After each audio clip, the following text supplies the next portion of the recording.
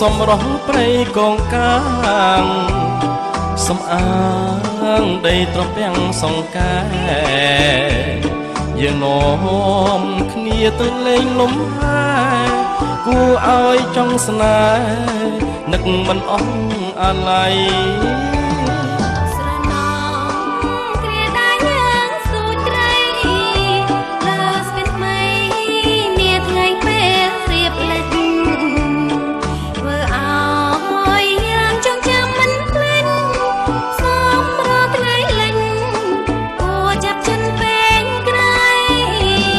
រីកនឹងសាងគុំធម្មជាតិទេសចរប្រងព្រាតគ្រប់ទិសទីសហគមន៍សេវាល្អគ្នាហ៊ានពី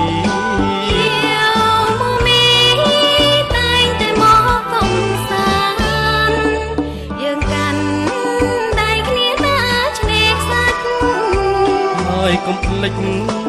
មើលទូអ្នកនេសាទក្នុងដែនសមុទ្រដ៏ស្រស់ស្អាតគួយគង់ធម្មជាតិចិត្តមិនចង់ព្រៀតឡើយចាយើងខ្ញុំឈ្មោះម៉ានយូវ៉ៃទូនទីរបស់ខ្ញុំនៅសហគមន៍ហ្នឹងមានទីតាំងនៅក្នុងសហគមន៍គឺគណៈកម្មការសហគមន៍របស់ដែរហើយទូនទីផ្សំនៅផ្នែកជាជំនួយការផ្សព្វផ្សាយតើយើងបានចូលរួមការពីអ្វីខ្លះក្នុងសហគមន៍កន្លងមកក្នុងសហគមន៍ចូលរួមវិជាការតាមកងការការថែរក្សានិងការនិយាយឲ្យតែមានកម្មវិធីអីទាក់ទងនឹងសហគមន៍ចូលរួមគ្រប់តាក់ទងជាមួយក្រុមយុវជនជាមួយអីយើងបានចូលរួមមួយក្រុមយុវជនអីបានចូលរួមជាមួយក្រុមយុវជនតាក់ទងជាមួយនឹងខាងមានមួយក្រុមដែរយុវជនអញ្ចឹងចូលរួមនឹងខាងក្រុមសំហើយពេលតែមានកម្មវិធីអីអញ្ចឹងយុវជនក៏ចូលរួមជាមួយដែរហេតុអ្វីបានយើងចូលរួមការងារឲ្យវត្តសហគមន៍ដែលយើងគិតថាវាមានប្រយោជន៍អីខ្លះក្នុងសហគមន៍របស់យើងអានេះគំនិតរបស់ខ្ញុំបើសិនជាខ្ញុំអត់ចូលរួមខ្ញុំនៅតែនេះបើគំនិតរបស់ខ្ញុំចូលរួមទៅដើម្បីអភិវឌ្ឍសហគមន៍ឲ្យបានរីកចម្រើនមើលទៅថាមានសក្តានុពលគ្រប់យ៉ាងក្នុងសហគមន៍នេះខ្ញុំសប្បាយចិត្តដែរទោះបីខ្លួនខ្ញុំថាចូលរួមអត់មានថវិកាអីក៏ខ្ញុំសប្បាយចិត្តក្នុងការចូលរួមដែរដើម្បីអភិវឌ្ឍសហគមន៍តែយើងបានមើលឃើញមនុស្សចាស់ដែលគាត់ធ្វើការពីមុនមកនោះមានប្រយោជន៍អីខ្លះបានយើងចូលរួមធ្វើសកម្មភាពគាត់ដូចតែគាត់ធ្វើពីមុនយើងចាស់អីចឹងណាដែលគាត់ចូលរួមក្នុងការសហគមន៍មើលឃើញចាស់គាត់ធ្វើគាត់ការពារសហគមន៍ដើម្បីឲ្យក្មេងជំនាន់ក្រោយដើម្បីយើងពីក្មេងជំនាន់ក្រោយយើងអត់ការពារបន្តទៀតទេដល់អ្នកជំនាន់ក្រោយមើលមកហ្នឹងបើចាស់គាត់ទៅវាអាចការពារចឹងខ្ញុំគិតថាពួកខ្ញុំចូលរួមជាមួយចាស់ព្រោះគាត់ធម្មតាតែចាស់មិនដែរទៅបានយូរទេអញ្ចឹងដើម្បីឲ្យសក្តានុពលនៅក្នុងសហគមន៍ក្នុងសហគមន៍នឹងមាននិរន្តរភាពតែក្នុងនាមយើងជាយុវជនម្នាក់យើងត្រូវធ្វើម៉េចដើម្បីការពារទាំងអស់ហ្នឹងក្នុងនាមខ្ញុំជាយុវជនដូចថាខ្ញុំមកចូលរួមក្នុងសហគមន៍អញ្ចឹងគាត់មានផែនការអញ្ចឹងយើងត្រូវការផ្សព្វផ្សាយពីផលប៉ះពាល់អ្វីសម្រាប់ដូចជាព្រៃកង្កាយហ្នឹងពួកខ្ញុំអភិរក្សព្រៃកង្កាយនិងការពារព្រៃកង្កាយអញ្ចឹងយើងត្រូវផ្សព្វផ្សាយកាលណាដែលប៉ះពាល់ដល់ព្រៃកង្កាយកន្លងមកតាមរយៈយើងធ្វើសកម្មភាពក្នុងសហគមន៍តើយើងបានធ្វើសកម្មភាពឯខ្លះដែលផ្លាស់ប្ដូរដែលពីមុនមកហើយដល់ឥឡូវមានការផ្លាស់ប្ដូរមានការកើនឡើងតែយើងឃើញសកម្មភាពឯខ្លះនៅក្នុងសហគមន៍ដែលមានការផ្លាស់ប្ដូរតាមមុនយុវជនអត់ចូលរួមក្នុងសហគមន៍តែឥឡូវហ្នឹងឲ្យតែយើងថាមានការអីចឹងយើងព្រោះគាត់ដឹងថាគាត់ចូលរួមហើយតាមមុនសហគមន៍ធ្វើដែរប៉ុន្តែដូចអត់មានត្រីកង្កាងអីច្រើនអញ្ចឹងហើយអត់មានតាំងពីសាលប្រជុំអត់មានតាំងពីអាហារដ្ឋានដល់ឥឡូវហ្នឹងឃើញផ្លាស់ប្ដូរច្រើនអញ្ចឹងយុវជនហើយឬក៏ចាស់គាត់មានចំណេះដឹងច្រើនដែរក្នុងការពារព្រៃកង្កាងទាំងអស់ហ្នឹងអញ្ចឹងក្នុងយើងជាយុវជនម្នាក់តើយើងត្រូវមានយោបល់អីយើងត្រូវមានមតិអីដើម្បីឲ្យយុវជនជំនាន់ក្រោយហ្នឹងក៏មានការចូលរួមដូចយើងដែរតែយើងមានការផ្ដាំផ្ញើខ្លះដើម្បីឲ្យពួកគាត់មានការចូលរួមក្នុងការវិនិច្ឆ័យឯកសហគមន៍ហ្នឹងខ្ញុំសូមផ្ដាំផ្ញើដល់យុវជនជំនាន់ក្រោយទាំងអស់គ្នាគាត់ថាការងារចូលរួមនេះយើងជាយុវជនយើងមានការសំខាន់ណាស់ដើម្បីអភិវឌ្ឍសហគមន៍យើងមិនបាច់ចាំថាដល់តែថ្នាក់ដើម្បីមានថវិកាទៅយើងចូលរួមទេណាបើមិនយើងគិតតែបែបហ្នឹងវាអត់ចម្រើនដល់ប្រទេសជាតិទេអញ្ចឹងយើងត្រូវថាយើងជាយុវជនដូចគ្នាអញ្ចឹងយើងត្រូវមើលអ្វីនៅជុំវិញខ្លួនយើងបើមិនជាអត់មានពួកហ្នឹងអត់មានអស់ហ្នឹងទេតែយើងអាចនេះទេអាចនិយាយថាទៅមុខបានអត់អញ្ចឹងការងារយើងសូមប្រាប់ថាគាត់ចូលរួមទាំងអស់គ្នាផងដើម្បីអភិវឌ្ឍសហគមន៍អ គេជំរាបសួរបាទខ្ញុំបាទឈ្មោះសេនអាហ្មាត់ជាយុវជននៅក្នុងសហគមន៍ទូនទីរបស់ខ្ញុំគឺសមាជិកសហគមន៍តើអ្នកបានចូលរួមអ្វីខ្លះនៅក្នុងការងារអភិវឌ្ឍសហគមន៍ការងារនៅក្នុងអភិវឌ្ឍការងារអភិវឌ្ឍក្នុងសហគមន៍ខ្ញុំបានចូលរួមដូចជាការដាំកោងកាង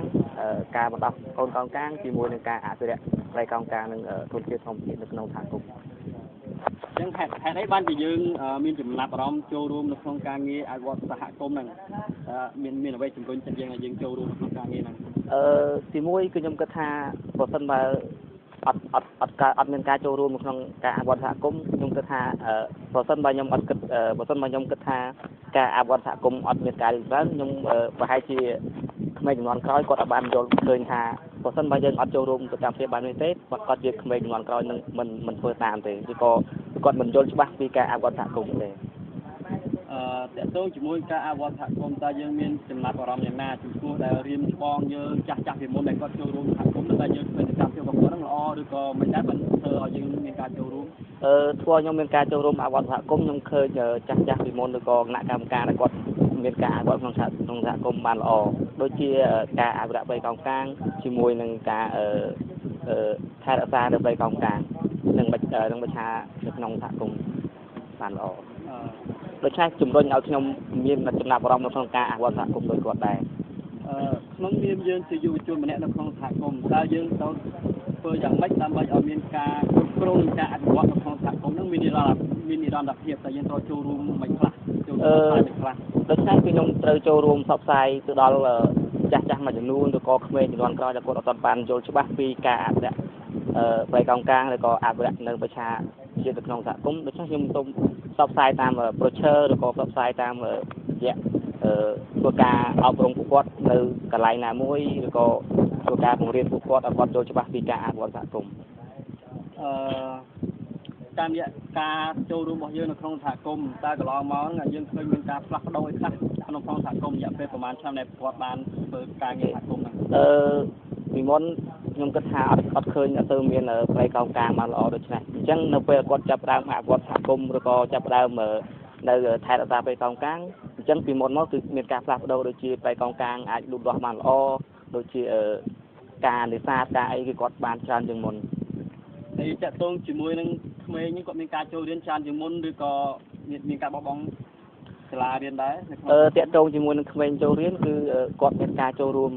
រៀនបានច្រើនជាងមុនដោយសារតែគាត់យល់ច្បាស់អំពីការរៀនសូត្ររបស់គាត់ឬក៏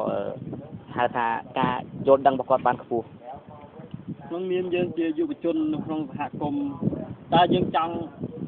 មានមតិអីដើម្បីឲ្យសហគមន៍ជំនាន់ក្រោយហ្នឹងគាត់មានការចង់ចូលរួមដែរយើងមានផ្ដាំផ្ញើអីឲ្យពួកគាត់មានមតិអីដើម្បីថាឲ្យគាត់មានការចូលរួមដូចយើងដែរតកតងជាមួយនឹងការផ្ដាំផ្ញើដល់ពួកគាត់មានការចូលរួមគឺខ្ញុំ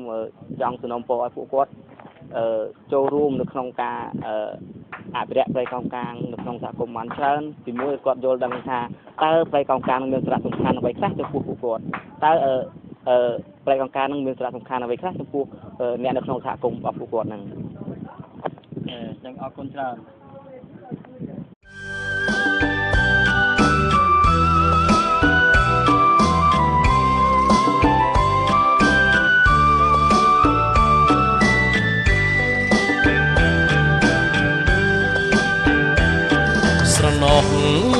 សម្រស់ព្រៃកោងកាងសំអាងដីត្រពាំងសង្កែយើងនាំគ្នាទៅលេងលំ